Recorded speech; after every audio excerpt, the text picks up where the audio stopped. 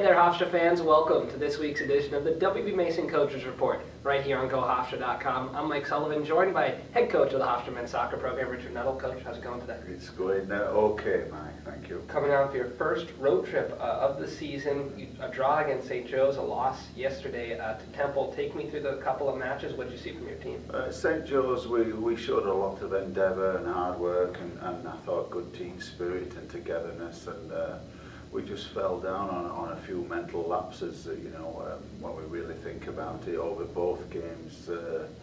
I thought we gave a lot of effort in the games, but the effort was sometimes a little bit misdirected, and just a few lapses in concentration has cost us, I think, both games, and that's not to take anything away from St. Joe's or indeed Temple, or a very good team, well organised, well coached, and very focused. So from our point of view, a lot to be encouraged by, but a lot we've got to tighten our belt in many ways. And we played a lot of young players, but for me they're quality players, so we can do a lot better in terms of just keeping ourselves focused in these games and not being distracted by the little things. We've got overall the 90 minutes. I'm quite pleased with our effectiveness. But defensively, we've got to tighten up. Starting with St. Joe's, wild second half, all 6 goals in total coming in that final 45 minutes, a couple of penalty take goals, and the final equalizer comes with a minute to go. Yes. How did the game open up in the second half? Well, I think both teams wanted to win the game, and once they got their initial goal, again from a little bit of lapse in concentration, I thought we dug into the game well. We got back on top 2-1, then gave away just a momentary lapse to give away a penalty, bad individual defending from a freshman, and then we went ahead again with a fantastic goal. When you look at it on the tape, it's wonderfully constructive. And then, a little bit of not panic but uneasiness crept in our game the last 4 or 5 minutes. We weren't professional, and we just didn't do a couple of things right on a free kick, gave away a needless free kick with a minute to go, and they scored, direct from the free kick. I think positionally we were wrong in how we set up against it. So great game, great. I'm sure the fans enjoyed it tremendously. So, but we didn't as coaches.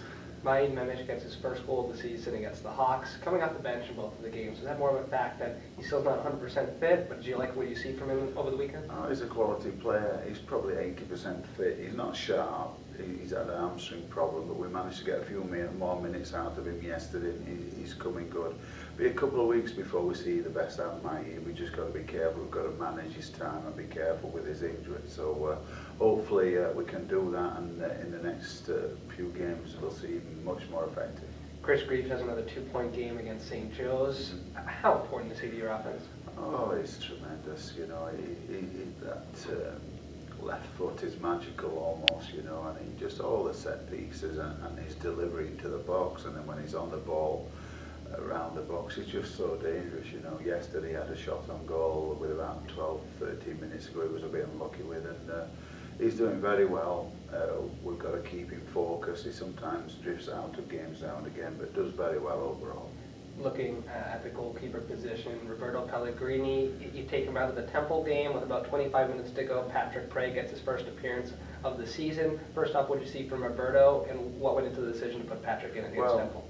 Roberto went into the game with I think you call it in this country a Charlie horse, a bang on the thigh. So he wasn't 100%, and the last 20 minutes we wanted to bring Patrick on for his kicking ability and his distribution ability. Nothing to do with Roberto not playing well. We just wanted because of the injury and because of Patrick's kicking ability, we wanted him on the field, and he did well. And what does his kicking ability add to the game and to the team? He adds another 5-10 yards on the kick above Roberto, who was injured. So it's simply just a little bit more effective, and Roberto wasn't moving too well, and we were pressing high, so we had to play the goalkeeper high. It was just a matter of him being more mobile too. The trend set in the Colgate game continued this weekend, bringing a lot of players off the bench, Yes. Different personnel. What do you see from your substitutes? Yeah, good again, a good effect on the game, and we're reminding them constantly that their effect on the game can be game changing. And I thought again just before 20 minutes before half time yesterday, 15 minutes before, we kept the pressure on the team, so when we bring these players on, it doesn't change our tempo. And I've got to give a lot of credit to those guys. You know, they did affect the game in a positive manner. So we're still that will be ongoing, to be honest. Still some different personnel being used in the back line a little bit. Larthon Thuma, Chris Grenzig looked like he got some time over the weekend. How did those two players play? Yeah, good. Chris Grenzig came on again second half of the St Joe's game because we were a bit worried in the air and we needed a bit more physicality over Larthon. Mm-hmm. And he did well, so we decided to start in the next game. And again, he's very good performance from Chris. You know, he's solid, he wins balls, and he did a good job. Then Larthon, we played the last, I think, 20 minutes, and again he was effective, energetic, and he's got to you know, just calm down a little bit and understand he's a good player. Sometimes, you know, he's a bit rushed in his actions, but again, I have no complaints from either.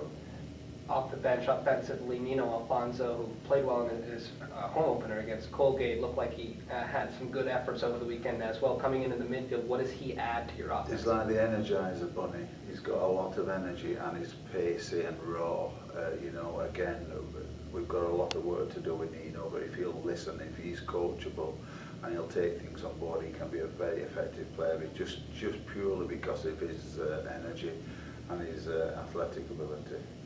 Looking forward to this week now, Coach. You got a couple of games in the non-conference. BU Wednesday on the road. You return home Sunday for a very difficult Brown program, currently ranked nationally in the country. How difficult is this week going to be? Well, looking at the BU game first, they're a quality team, and we can't let this game affect us. Joel Tyson, a former coach of mine, always said, don't get too high when you win, don't get too low when you lose.